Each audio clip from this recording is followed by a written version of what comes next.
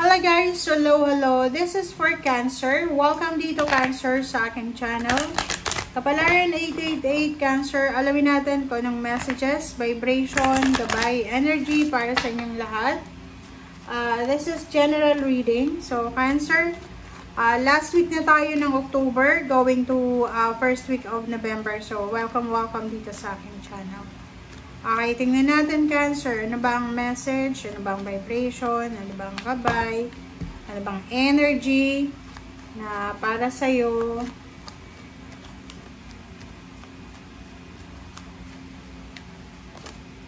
Alright, expectation, 28:10.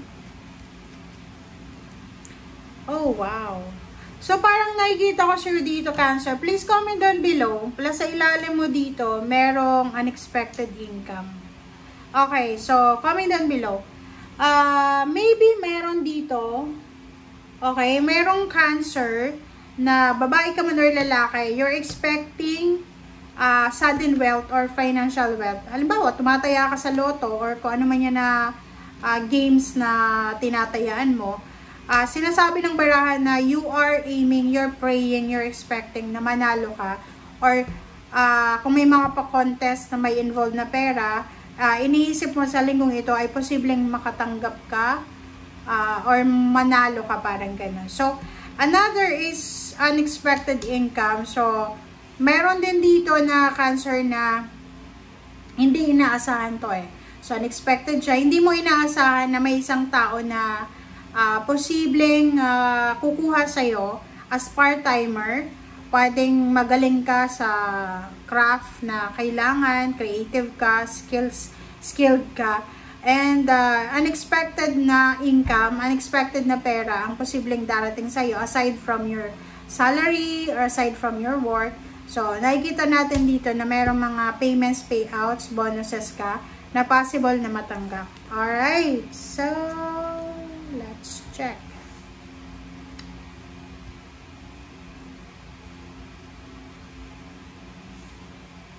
So, eto yun. Eto yung ini-expect mo.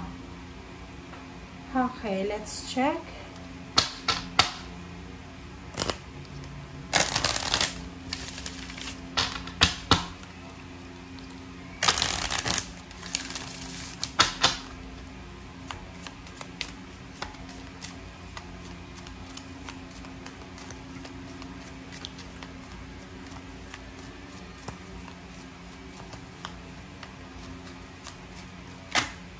Alright, so Freya, bold.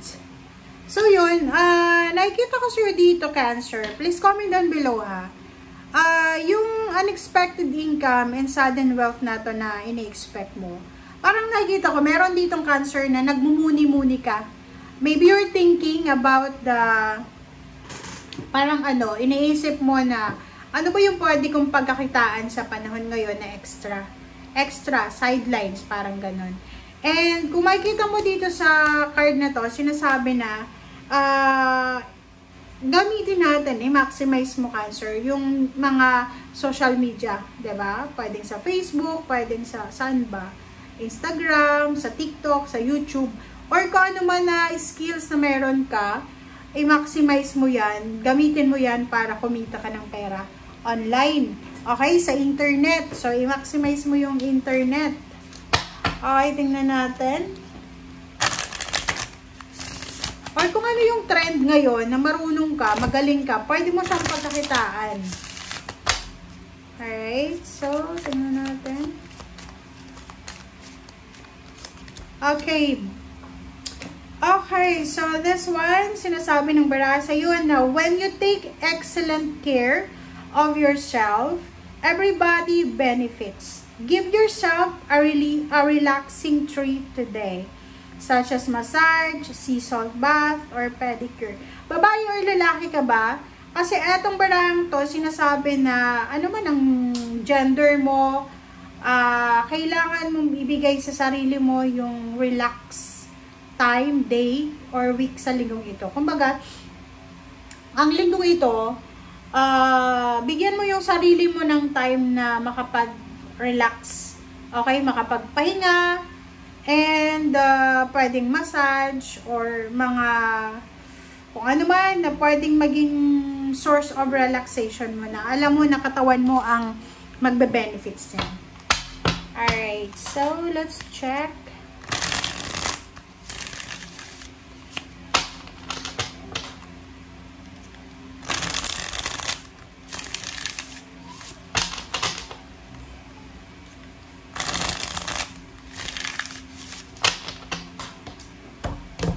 Okay, this is for Cancer. Okay, so 3 of Swords and 10 of Rods. Nakakaloka to. Cancer, please comment down below ha. Meron ditong Cancer na sa linggong ito, okay? Comment down below. Sa linggong ito, ikaw ay posibleng masasaktan eh. Kasi nandito yung 3 of Swords plus 7 of Swords.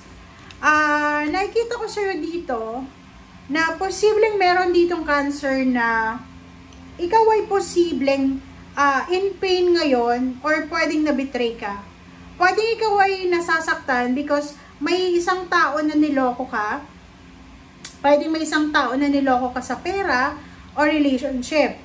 And nakikita ko sa'yo dito na parang sobrang pagod na pagod ka. Kaya nandito yung Bethany na mag-relax ka daw. Kasi parang merong mga Cancer dito na sobrang workaholic kayo or pwedeng may sakit kayo, masama yung pakiramdam nyo, na parang feeling nyo ang bigat-bigat ng mga pinapasa nyong obligations. So, nandito yung Hierophant. Sinasabi ng Hierophant dyan, ang sabi ng Hierophant na if you need help, kailangan mo humingi ng tulong. Okay?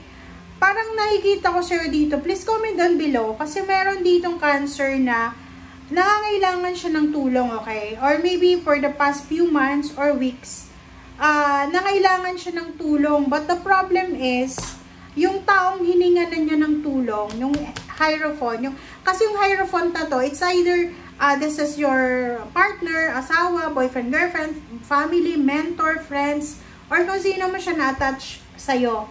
Okay? Yung parang hinihingan mo siya ng advice. Ang problema lang, sa kasalukuyan, okay, sa current situation mo, you are in pain. You're suffering emotionally eh. Parang, alam mo yung pakiramdam na trinador ka, pakiramdam na niloko ka, parang ganun. So, kung makikita mo dito, ikaw ay nasasaktan because yung taong pinagkatiwalaan mo, yung taong pinaniwalaan mo, ay niloko ka. Or parang yung taong binigyan mo ng tiwala, ay hindi pala katiwa-tiwala. Parang ganon. And 10 of Rods, sinasabi ng 10 of Rods dito na pagod na pagod ka na. Pagod na pagod ka na sa kung ano man na obligasyon or pagod na pagod ka na sa pakikipag-deal sa mga tao sa paligid mo. Okay, so let's check.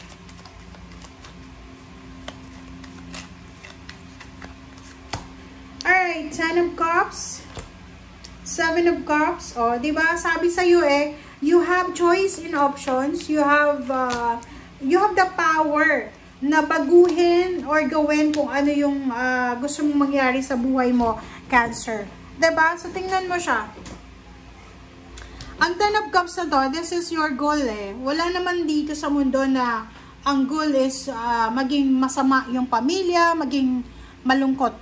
Ang goal natin is maging masaya. Maging masaya tayong lahat. Okay, so sinasabi ng bara sa'yo, you have choice and options. The 7 of Cups is here. So, you have choice and option para maging masaya ka, para maging source of happiness ka sa family mo. In the near future, bibigyan ka ng pagkakataon ng universe na ma-realize mo eh. This is a realization. Parang, ang universe ay bibigyan ka ng sitwasyon. Kasi gano'n naman talaga eh. Pag hindi tayo natututo sa mga ginagawa natin, paulit-ulit yan ang mangyayari. Paulit-ulit yan na ibibigay sa atin ng universe para matuto tayo. So, in your case, sinasabi ng bara sa'yo dito na in the near future, so handa mo yung sarili mo kasi bibigyan ka ng test. Maybe this is a test about your parang pagiging, yung ma-integridad mo, yung parang test ito para sa taong mabuting tao ka ba or masama or ano ba, parang pressure to sa'yo. So, ihanda mo yung sarili mo, Cancer, kasi in the near future, posibleng nakakatakot siya. Okay, nakakatakot. But you need to follow your intuition. Kasi hindi mo pa to alam eh. Hindi mo pa sigurado kung ano yung decision mo, kung saan papunta to. So, you need to follow your intuition. You need to pray. You need to ask guidance sa universe, sa God. And yun, mag-iingat ka sa mga taong pinagkakatiwalaan mo. Okay? Thank you guys. Bye!